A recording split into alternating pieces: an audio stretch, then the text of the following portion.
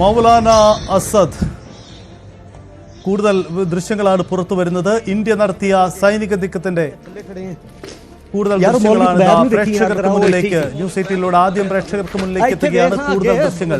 പാകിസ്ഥാനിലെ ഭീകര താവളങ്ങളിൽ ഇന്ത്യൻ സൈന്യം നടത്തിയ മിസൈൽ ആക്രമണത്തിന്റെ കൂടുതൽ ദൃശ്യങ്ങൾ വരികയാണ്. വ്യാപക നാശനഷ്ടമാണ് ആ മേഖലകളിൽ. दूसरी बिल्डिंग जे ਅਸੀਂ ਆ ਥੱਲੇ ਖੜੇ ਹਾਂ ਯਾਰ। ਮੌਲਵੀ ਖੁਬੈਬ ਨੂੰ ਵੇਖੀ ਯਾਰ ਜਰਾ, ਉਹ ਇੱਥੇ ਹੀ ਸੀ। ਮੌਲਵੀ ਖੁਬੈਬ ਨਹੀਂ ਨਾਮ ਲੱਭਿਆ ਸਾਨੂੰ ਇੱਥੇ ਵੇਖ ਹਾਂ ਅੱਗੇ ਉਹਦੇ ਕੋਲ ਐ ਜੀ ਉੱਤੇ 4-5 ਨਹੀਂ 3 ਨੇ ਟੋਟਲ ਯਾਰ। ਆਵਾਮ ਨਾ ਪੈਦਾ ਕਰੋ ਜਿਹੜੀ ਗੱਲ ਹੈ ਉਤਰ। दूसरी ਬਿਲਡਿੰਗ ਜੇ ਅਸੀਂ ਆ ਥੱਲੇ ਖੜੇ ਹਾਂ ਯਾਰ। ਮੌਲਵੀ ਖੁਬੈਬ ਨੂੰ ਵੇਖੀ ਯਾਰ ਜਰਾ, ਉਹ ਇੱਥੇ ਹੀ ਸੀ। ਮੌਲਵੀ ਖੁਬੈਬ ਨਹੀਂ ਨਾਮ ਲੱਭਿਆ ਸਾਨੂੰ ਇੱਥੇ ਵੇਖ ਹਾਂ ਅੱਗੇ ਉਹਦੇ ਕੋਲ ਐ ਜੀ ਉੱਤੇ 4-5 ਨਹੀਂ 3 ਨੇ ਟੋਟਲ ਯਾਰ। ਆਵਾਮ ਨਾ ਪੈਦਾ ਕਰੋ ਜਿਹੜੀ ਗੱਲ ਹੈ ਉਤਰ।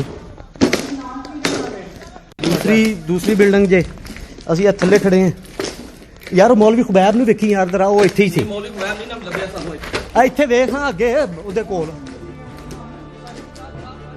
മർക്കസ് സുബാൻ അള്ളയുടെ ദൃശ്യങ്ങളാണ്. ബഹാവൽപൂർ, ഇവിടെ ഇന്ത്യ നടത്തിയ ആക്രമണത്തിലാണ് ജെയ്ഷെ മുഹമ്മദിന്റെ ഹെഡ് ക്വാർട്ടേഴ്സ് തകർത്തിരിക്കുന്നത്. ഇവിടെയാണ് മൗലാന മസൂദ് അസറും കുടുംബവും താമസിച്ചിരുന്നത്. അതിൽ 10 കുടുംബാംഗങ്ങൾ, മസൂദ് അസറിന്റെ 10 കുടുംബാംഗങ്ങൾ കൊല്ലപ്പെട്ടു എന്നുള്ള വിവരം വരികയാണ്. ഇതിൽ മസൂദ് അസറിന്റെ സഹോദരി ഭർത്താവും ഉണ്ട് എന്നുള്ള വിവരവും പുറത്തു വരികയാണ്. അത് സ്ഥിരീകരിച്ചു കഴിഞ്ഞിരിക്കുന്നു. പക്ഷേ പാകിസ്ഥാന്റെ സംരക്ഷണയിലാണ് എപ്പോഴും മസൂദ് അസർ.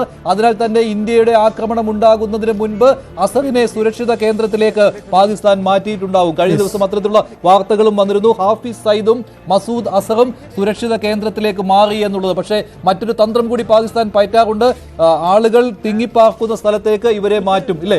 അപ്പോൾ ഇന്ത്യയുടെ ആക്രമണം ഉണ്ടായാൽ തന്നെ സിവിലിയൻസ് കൊല്ലപ്പെടും. അപ്പോൾ ആ കാര്യത്തിൽ ഇന്ത്യ പിന്നോട്ട് പോകും. ഇന്ത്യ അങ്ങനെ സിവിലിയൻസ് കൊല്ലപ്പെടുന്ന ഒരു ഉദ്യമത്തിന് ഇന്ത്യ തയ്യാറാകാറില്ല. ER രാകേഷ് ചേരുകയാണ് കൂടുതൽ വിവരങ്ങളുമായി. രാകേഷ്, മസൂദ് അസർ എന്ന കൊടും ഭീകരന്റെ 10 കുടുംബാംഗങ്ങൾ കൊല്ലപ്പെട്ടു എന്ന വാർത്ത സ്ഥിരീകരിച്ചതാണല്ലോ. പക്ഷേ മസൂദ് അസറിനെ കുറിച്ച് എന്തെങ്കിലും കാര്യങ്ങൾ പുറത്തു വരുന്നുണ്ടോ? ഈ പറയുന്ന മർക്കസ് സുബാനുള്ള തകർത്ത് തരിപ്പണമാക്കിയതിന്റെ ദൃശ്യങ്ങളുമുണ്ടല്ലോ. മഞ്ജുഷ, ഏതായാലും ബഹാവൽപൂരിലെ ആസ്ഥാനം ജെയ്ഷെ മുഹമ്മദിന്റെ ആസ്ഥാനമാണ്. അവരുടെ കോംപ്ലക്സ് ആണ്, പ്രത്യേകിച്ച് വലിയ സുരക്ഷയൊക്കെ ഒരുക്കിയിട്ടുള്ള ഒരു കോംപ്ലക്സ് ആണ്. അവിടെയാണ് ഇപ്പോൾ ഏതായാലും സൈന്യം ആക്രമണം നടത്തിയെന്ന കാര്യം സ്ഥിരീകരിച്ചത്. ഏതായാലും ഈ ആക്രമണത്തിൽ 10 പേർ കൊല്ലപ്പെട്ടു എന്നാണ് ഇപ്പോൾ പുറത്തു വരുന്ന വിവരങ്ങൾ, ലഭ്യമാകുന്ന സൂചനകൾ. അതിലൊന്ന് ഇന്ത്യ തിരയുന്ന മൗലാന മസൂദ് എന്ന് പറയുന്ന ജെയ്ഷെ മുഹമ്മദ് എന്ന് പറയുന്ന ഭീകര സംഘടനയുടെ സ്ഥാപകൻ ആയിട്ടുള്ള മൗലാന മസൂദ് അസറിന്റെ മൂത്ത സഹോദരി ഭർത്താവും ഉൾപ്പെടെ 10 പേർ കൊല്ലപ്പെട്ടു എന്ന വിവരമാണ് ഇപ്പോൾ ലഭിച്ചുകൊണ്ടിരിക്കുന്നത്. മാത്രവുമല്ല, ഇവരുടെ ഈ കോംപ്ലക്സിലെ പല കെട്ടിടങ്ങളും തകർന്ന നിലയിലാണ്. ഈ കോംപ്ലക്സ് എന്ന് പറയുന്നത് ഏതാണ്ട് 18 ഏക്കർ ആണുള്ളത്. അവിടെ മതപഠന കേന്ദ്രങ്ങളുണ്ട്, ഒപ്പം തന്നെ ഭീകര പരിശീലന കേന്ദ്രങ്ങളുണ്ട്, സ്വിമ്മിംഗ് പൂളുണ്ട്, അങ്ങനെ ജിംനേഷ്യം ഉണ്ട്. അങ്ങനെ വലിയൊരു സംവിധാനത്തോടു കൂടി വലിയ സുരക്ഷയോട് കൂടി പ്രവർത്തിക്കുന്ന ഒരു 18 ഏക്കറിൽ വരുന്ന ഒരു കോംപ്ലക്സ് ആണ്. അവിടെയാണ് ഇപ്പോൾ ഏതായാലും സൈന്യം ഓപ്പറേഷൻ സിന്ദൂറിന്റെ ഭാഗമായി ആക്രമണം നടത്തിയിട്ടുള്ളത്. ഏതായാലും അതിന്റെ ദൃശ്യങ്ങളൊക്കെ തന്നെ പുറത്തു വന്നു കഴിഞ്ഞു. ഇനി മൗലാന മസൂദ് അസർ എവിടെ എന്നുള്ള ചോദ്യമാണ് ബാക്കിയുള്ളത്. കാരണം മൗലാന മസൂദ് അസർ 99 നേരത്തെ ജമ്മുവിലെ ജയിലിൽ കഴിഞ്ഞിരുന്ന ഭീകരനാണ്. പക്ഷേ ഒരു ഘട്ടത്തിൽ പ്രത്യേകിച്ച് കണ്ടഹാർ വിമാന റാഞ്ചലുമായി ബന്ധപ്പെട്ട 178 ഇന്ത്യക്കാരെ അന്ന് ഭീകരർ റാഞ്ചുകയും അതിന്റെ ഭാഗമായി ഇയാളെ വിട്ടു നൽകേണ്ടി വരികയും ചെയ്തിരുന്നു ഇന്ത്യക്ക്. പിന്നീട് കണ്ടത് ഇന്ത്യയിൽ നിരവധി ഭീകരാക്രമണങ്ങൾക്ക് മൗലാന മസൂദ് അസർ ആസൂത്രണം ചെയ്യുന്നതാണ്. പ്രത്യേകിച്ച് 2001 പാർലമെന്റ് ആക്രമിച്ചു. അതിനുശേഷം ഇപ്പോൾ ഏറ്റവും ഒടുവിലാണെങ്കിൽ പുൽവാമയിൽ ആക്രമണത്തിൽ ജെയ്ഷെ മുഹമ്മദിന് വലിയ പങ്കുണ്ട്. 2016 പഠാൻകോട്ടിൽ, പഞ്ചാബിലെ പഠാൻകോട്ടിൽ സൈനിക താവളത്തിൽ ആക്രമണം നടത്തിയിട്ടുണ്ട്. അങ്ങനെ ഇന്ത്യക്കകത്ത് വലിയ ആക്രമണങ്ങൾ നടത്തുകയും പാകിസ്ഥാനിൽ നിന്ന് ഭീകരരെ ഇന്ത്യയിലേക്ക് റിക്രൂട്ട് ചെയ്യുകയും ചെയ്യുന്ന ഒരു ഭീകര സംഘടനയുടെ തലവനാണ് മൗലാന മസൂദ് അസർ. അപ്പോൾ ഏതായാലും കുടുംബാംഗങ്ങളടക്കം 10 പേർ ഇപ്പോൾ കൊല്ലപ്പെട്ടു എന്ന വാർത്തകൾ പുറത്തു വരുന്നു. മൗലാന മസൂദ് അസർ എവിടെ, ഈ സംഭവ സ്ഥലത്ത് അവിടെ ഉണ്ടായിരുന്നു തുടങ്ങിയ കാര്യങ്ങളാണ് അറിയേണ്ടത്. ഏതായാലും മൗലാന മസൂദ് അസറിനെ കുറിച്ച് നിലവിൽ ഒരു തരത്തിലുള്ള വിവരവും ഈ ഘട്ടത്തിൽ ലഭ്യമായിട്ടില്ല. ഒരാഴ്ച മുമ്പ് ചില വാർത്തകൾ ഉണ്ടായിരുന്നുവല്ലോ, ഇന്ത്യയിൽ നിന്ന് ആക്രമണം ഉണ്ടാകും എന്നുള്ള ഭയപ്പാടിൽ ഹാഫിസ് സയ്യിദിനെയും മസൂദ് അസറിനെയും സുരക്ഷിത കേന്ദ്രത്തിലേക്ക് പാകിസ്ഥാൻ മാറ്റി എന്നുള്ളത് അന്ന് ലാഹോറല്ലേ പറഞ്ഞു കേട്ടിരുന്നത്? ലാഹോറിലേക്ക് മാറ്റിയിട്ടുണ്ട് എന്നല്ലായിരുന്നു? ഹാഫിസ് സയ്യിദിന്റെ കാര്യത്തിലാണ് അന്ന് വാർത്തകൾ പുറത്തു വരുന്നത്. കാരണം ഹാഫിസ് സയ്യിദ് നിലവിൽ ഭീകര സംഘടനകൾക്ക് അല്ലെങ്കിൽ ഭീകരവിരുദ്ധ പ്രവർത്തനങ്ങൾക്ക് ഫണ്ട് ചെയ്തു, സാമ്പത്തിക സഹായം ചെയ്തു എന്ന കുറ്റത്തിന് 43 വർഷം തടവിൽ ശിക്ഷിക്കപ്പെട്ട് തടവിൽ കഴിയുകയാണ് ഹാഫിസ് സയ്യിദ്. അപ്പോൾ ഹാഫിസ് സയ്യിദിനെ വീട് തന്നെ ജയിലാക്കി മാറ്റിക്കൊണ്ടായിരുന്നു ഹാഫിസ് സയ്യിദിനെ പാർപ്പിച്ചിരുന്നത്. പക്ഷേ അതിനുശേഷം പാക് സൈന്യത്തിലെ മുൻ ഉദ്യോഗസ്ഥർ, പ്രത്യേകിച്ച് ഇന്ത്യയുടെ ഒരു തിരിച്ചടി ഉണ്ടാകുമെന്ന ഘട്ടമൊക്കെ എത്തിയപ്പോൾ ഹാഫിസ് സയ്യിദിന്റെ സുരക്ഷ കൂട്ടുന്ന നടപടിയിലേക്കടക്കം പാക് സർക്കാർ കടക്കുകയായിരുന്നു. ഏതായാലും ഹാഫിസ് സയ്യിദുമായി ബന്ധപ്പെട്ട അല്ലെങ്കിൽ ഹാഫിസ് സയ്യിദിന് ഇപ്പോൾ പാർപ്പിച്ചിരിക്കുന്ന ജയിലാക്കി മാറ്റിയിരിക്കുന്ന വീടിന് നേരെ ആക്രമണം സംബന്ധിച്ച വിവരങ്ങളൊന്നും തന്നെ ഉണ്ടായിട്ടില്ല. ഇന്ത്യൻ സൈന്യവും ഇപ്പോൾ ഏതായാലും ആ കേന്ദ്രം ആക്രമിച്ചു എന്ന് പറയുന്നില്ല. പക്ഷേ ജെയ്ഷെ മുഹമ്മദിന്റെ ആസ്ഥാനം തകർത്തു എന്ന കാര്യം സൈന്യം തന്നെ വാർത്താ സമ്മേളനത്തിൽ വ്യക്തമാക്കുന്നതാണ്. അപ്പോൾ അങ്ങനെ വരികയാണെങ്കിൽ മസൂദ് അസർ അവിടെ ഉണ്ടായിരിക്കുവാനുള്ള സാധ്യതയും ഏറെയായിരുന്നു അല്ലേ? അതെ മഞ്ജുഷ, അതിനുള്ള സാധ്യത ഏറെയാണ്. കാരണം ഇത് പാക് അതിർത്തിയിലുള്ള പ്രദേശമല്ല. ലാഹോറിൽ നിന്ന് തന്നെ കിലോമീറ്റർ ദൂരം, ഏതാണ്ട് 100-ലധികം കിലോമീറ്റർ ദൂരം ഈ പ്രദേശത്തേക്കുണ്ട്. അതുകൊണ്ട് തന്നെ സ്വാഭാവികമായും അത്തരമൊരു നീക്കം, അതായത് മൗലാന മസൂദ് അസറോ അല്ലെങ്കിൽ പാക് സൈന്യവും പാക് സർക്കാരോ ഒന്നും തന്നെ പ്രതീക്ഷിക്കാത്ത തരത്തിലുള്ളൊരു നീക്കമാണ് ഇപ്പോൾ സൈന്യത്തിന്റെ ഭാഗത്തുനിന്ന് ഉണ്ടായിട്ടുള്ളത്. കാരണം മുൻകാലങ്ങളിൽ ഇപ്പോൾ ഉറിയിൽ 2016 ആക്രമണം നടക്കുന്നു, അതിനുശേഷം 2019 പുൽവാമയിൽ ആക്രമണം നടക്കുന്നു. ഈ ഘട്ടങ്ങളിലൊക്കെ തന്നെ ഇന്ത്യയുടെ മറുപടി എന്ന് പറയുന്നത് പാക് അധീന കശ്മീരിലെ ഭീകര താവളങ്ങൾ തകർത്തുകൊണ്ടുള്ള നടപടിയാണ് ഇന്ത്യ സ്വീകരിച്ചിട്ടുള്ളത്. കാരണം പാക് അധീന കശ്മീരാണ് എല്ലാ കാലത്തും ഭീകര താവളങ്ങളുള്ളത്. ആ ലോഞ്ച് പാഡുകളിൽ നിന്ന് ഒരു തക്കം നോക്കി ഇന്ത്യയിലേക്ക് കടക്കുകയാണ് ഭീകരരുടെ പതിവ്. പക്ഷേ അതിൽ നിന്ന് വ്യത്യസ്തമായി ഇന്ത്യ ഇത്തവണ പാകിസ്ഥാന്റെ പ്രദേശങ്ങൾ ആക്രമിച്ചു എന്നതാണ്. ശരിയാണ്. അതിന് ഉദാഹരണമാണ് ബഹാവൽപൂരും മുരിഡ്കയും. ഒന്ന് ജെയ്ഷെ മുഹമ്മദിന്റെയും മറ്റൊന്ന് ലഷ്കർ ഇ തൊയ്ബ. ഒരു കാര്യം കൂടി, നമുക്ക് രാജ്യ തലസ്ഥാനത്തു നിന്നും ചില അപ്ഡേറ്റുകൾ.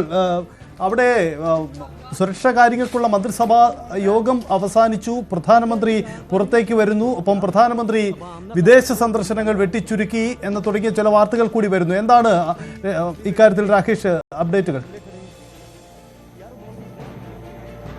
സജിത്ത്, ഏതായാലും CCS ഇപ്പോൾ അവസാനിച്ചു എന്ന വിവരങ്ങളാണ് ഈ ഘട്ടത്തിൽ പുറത്തു വരുന്നത്. കാരണം കേന്ദ്ര മന്ത്രിസഭ സുരക്ഷാ കാര്യങ്ങൾക്കുള്ള സമിതി ഇപ്പോൾ യോഗം ചേർന്നിരിക്കുകയാണ്. കാരണം ഇപ്പോൾ സുരക്ഷാ കാര്യങ്ങൾക്കുള്ള സമിതി ഇപ്പോൾ ഈ തിരിച്ചടിക്ക് പിന്നാലെയാണ് ഈ യോഗം ചേർന്നതും വിലയിരുത്തുകയും ചെയ്യുന്നത്. കാരണം 22-ാം തീയതിക്ക് ശേഷം പഹൽഗാമിൽ ഭീകരാക്രമണം ഉണ്ടായതിനു ശേഷം ഈ സുരക്ഷാ കാര്യങ്ങൾക്കുള്ള സമിതി പിന്നീട് പലപ്പോഴായി ചേർന്നിട്ടുണ്ട്.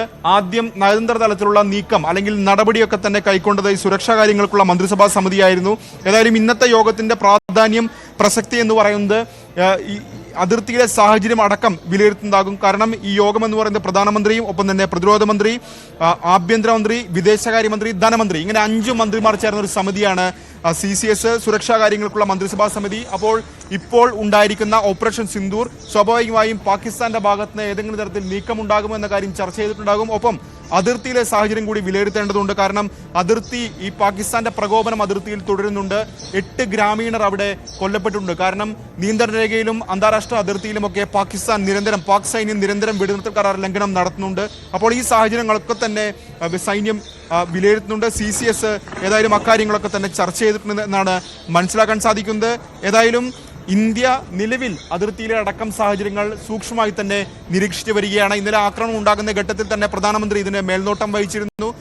ഇന്നിപ്പോൾ CCS ചേർന്നുകൊണ്ടും ഈ സാഹചര്യങ്ങളൊക്കെ തന്നെ വിലയിരുത്തുകയും ചെയ്തിട്ടുണ്ട്. സജിത്ത്, യെസ്, അതാണ് സാഹചര്യം. എന്തായാലും രാജ്യ തലസ്ഥാനത്ത് പ്രധാനപ്പെട്ട യോഗമാണ്. കാരണം ഉദ്യോഗസ്ഥ തലത്തിൽ എന്താണ് സംഭവിച്ചതെന്ന കാര്യത്തിൽ വ്യക്തത വരുത്തിയിട്ടുണ്ട്. അതിനപ്പുറം എന്താണ് ഇനി രാഷ്ട്രീയപരമായ ആലോചനകൾ, നീക്കങ്ങൾ, ഇക്കാര്യങ്ങളിലൊക്കെ പ്രധാനപ്പെട്ട യോഗമാണ് കഴിഞ്ഞത്. ഇപ്പോൾ ഈ മസൂദ് അസറിന്റെ കാര്യം പറഞ്ഞപ്പോൾ ഈ കാണ്ഡഹാർ വിമാന റാഞ്ചിലാണല്ലോ മസൂദ് അസറിന്റെ മോചനത്തിലേക്ക് വഴിവെച്ചത്. മസൂദ് അസറിനെ കശ്മീരിലെ ആക്രമണത്തിന് ഇന്ത്യ തടവിൽ പാർപ്പിച്ചതാണ്. പക്ഷേ കാണ്ഡഹാർ വിമാന റാഞ്ചൽ, അഫ്ഗാനിസ്ഥാനിൽ താലിബാൻ കാണ്ഡഹാർ വിമാനം റാഞ്ചിയപ്പോൾ ആ സമയത്ത് പകരം ഇന്ത്യ വിട്ടു നൽകിയവരാണ് ഈ പറയുന്ന മസൂദ് അസർ അല്ലേ? ആ മസൂദ് അസർ ഇപ്പോൾ പാകിസ്ഥാനിൽ നിലവിൽ കുറ്റവാളിയല്ല.